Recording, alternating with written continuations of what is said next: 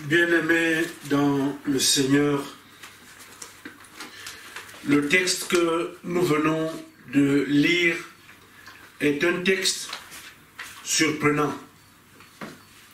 Surprenant parce que nous sommes devant une histoire, celle de Moïse, après la sortie du peuple d'Israël d'Égypte où ils étaient prisonniers. Moïse se rend sur le mont Sinaï et va rencontrer Dieu. Dieu va se présenter à lui en lui disant « Je suis celui qui suis ». Et Dieu lui donne 2 tables, n'est-ce pas, de commandement.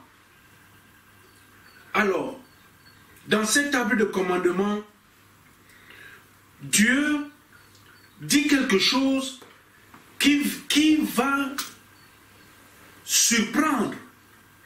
Parce que là-dedans, Dieu dit, tu n'auras pas d'autre Dieu devant ma face.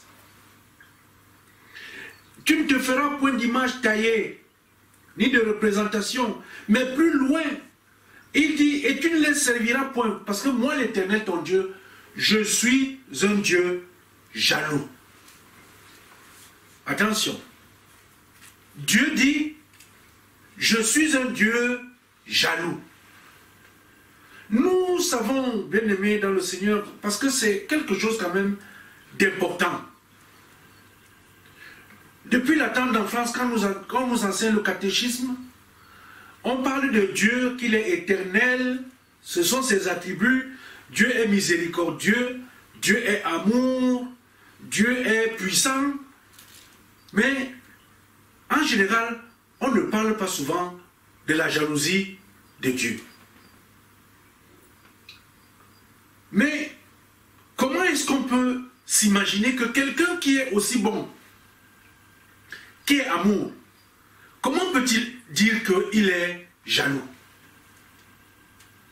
Bien-aimé dans le Seigneur, cela doit attirer notre attention. Tu n'adoreras pas d'autre Dieu, car moi, je suis un Dieu jaloux. Ouh là là!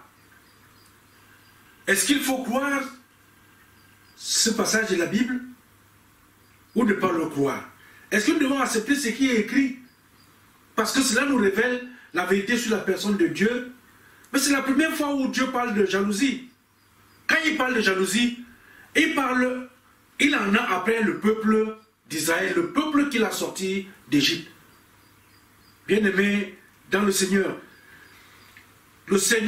dit, je suis un Dieu jaloux. Je voudrais qu'on garde à partir, n'est-ce pas, de cette déclaration du Seigneur lui-même. Parce que ce n'est pas quelqu'un d'autre qui dit, c'est Dieu lui-même qui parle. Que je suis un Dieu jaloux. Le thème que je vous propose est le suivant. Attention, toi qui es chrétien, Dieu est jaloux. Attention, oh, toi qui es chrétien, Dieu est jaloux. Bien-aimé dans le Seigneur, la jalousie c'est quoi? La jalousie c'est ce sentiment qu'on a souvent à l'endroit d'autres personnes. Mais pour mieux comprendre, il faut parler de la jalousie en prenant des exemples. Nous avons dans la Bible l'exemple de Caïn et son frère Abel. Lorsque les deux s'en vont devant Dieu, chacun avec son offrande, Dieu va aimer l'offrande d'Abel et Abel lui-même, et il ne va pas approuver l'offrande de Caïn, ni lui-même. Alors, ce qui se passe, c'est que Caïn va se retourner, voyant que les affaires de son frère marchent, il va être, n'est-ce pas, plein de jalousie jusqu'à ce qu'il va le tuer. La jalousie, on peut donc avoir 2 sortes de jalousie ou plusieurs sortes, ça dépend. Moi, je voudrais parler de la jalousie comme convoitise.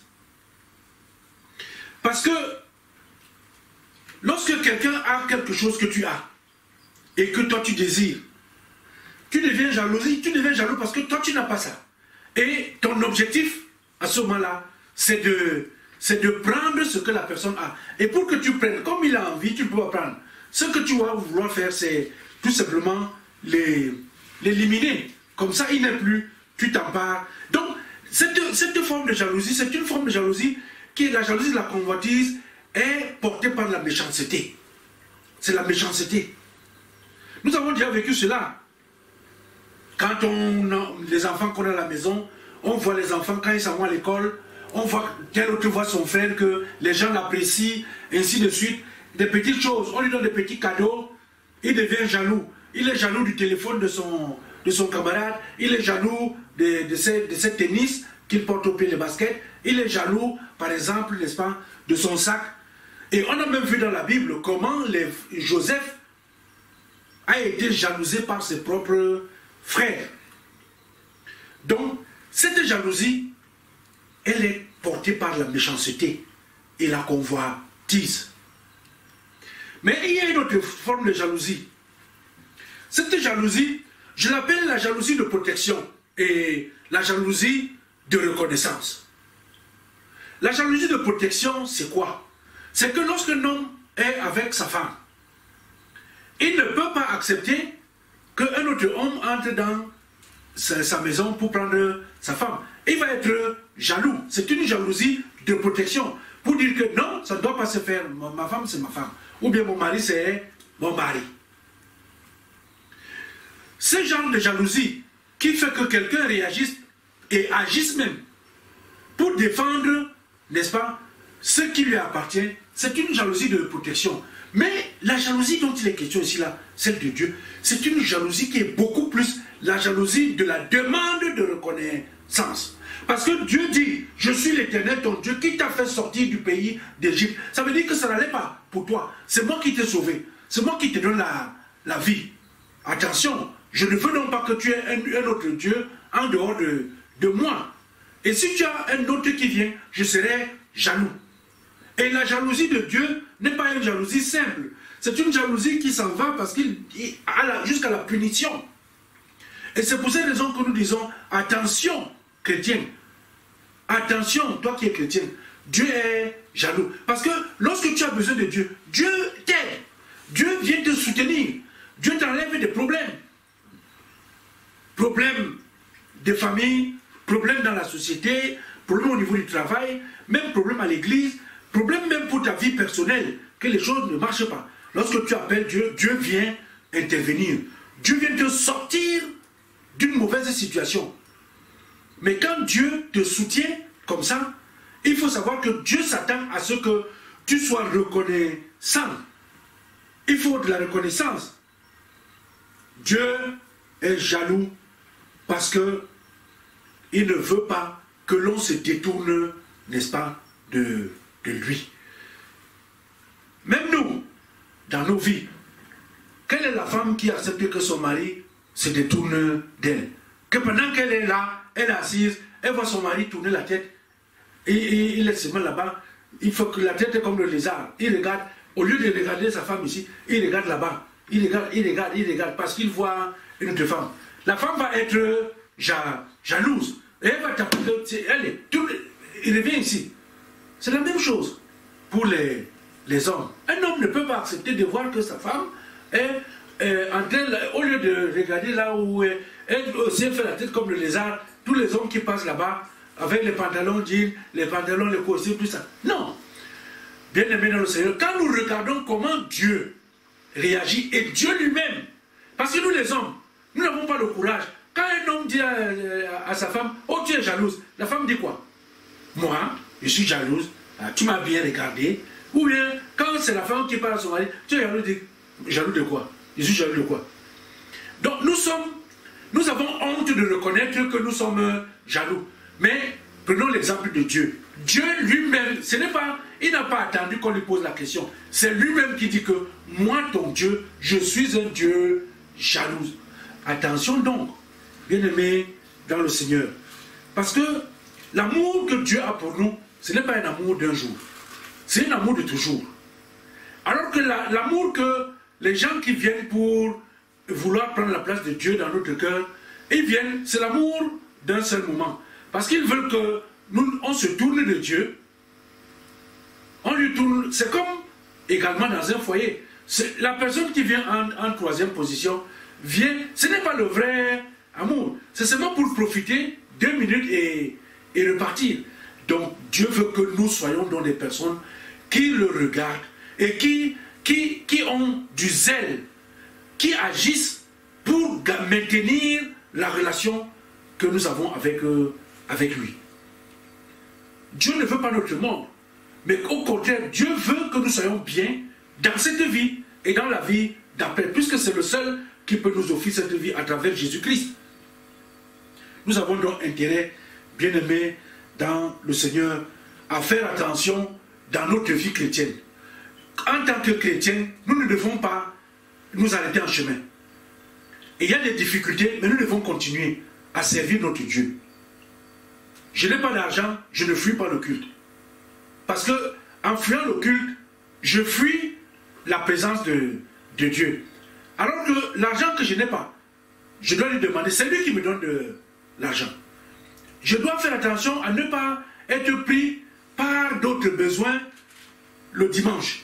Parce que ça risque de m'obliger à ne pas arriver là où je dois rencontrer mon Seigneur. Bien-aimés, faisons attention au quotidien dans tout ce que nous faisons. Le Seigneur a besoin de nous. Le Seigneur veut voir que nous nous consacrons, nous donnons notre temps pour lui. Lorsqu'on donne du temps pour sa personne, on lui montre par là qu'on a de l'amour pour elle. Une femme qui ne s'occupe pas de son mari, ou bien un mari qui ne s'occupe pas de sa femme, une femme ou des parents qui ne s'occupent pas des enfants, ou les enfants qui n'ont pas le temps de leurs parents, ça veut dire que quelque chose ne marche pas. L'amour est manifesté par l'action, par ce que nous faisons pour, n'est-ce pas, la personne que nous aimons. Nous faisons des choses. On se dépense beaucoup pour montrer à quelqu'un que coucou, est-ce que tu sais, je t'aime. C'est comme ça que le Seigneur, il montre au peuple d'Israël qu'il aime, parce qu'il l'a pris d'Égypte, parce qu'il le protège sur le chemin, et il lui donne le manna, la nourriture qui vient du ciel. Dieu, tu tapes l'eau, l'eau sort du mur, et tout ça. Tout ce que Dieu fait, c'est pour montrer au peuple d'Israël que moi, l'alliance que j'ai avec toi, toi qui es mon peuple, je t'aime. Mais ce qu'il attend, c'est que son amour ne soit pas trahi. Si nous voulons être de bons chrétiens, évitons de trahir l'amour que Dieu nous porte. Parce que Dieu qui nous aime est un Dieu jaloux. Attention.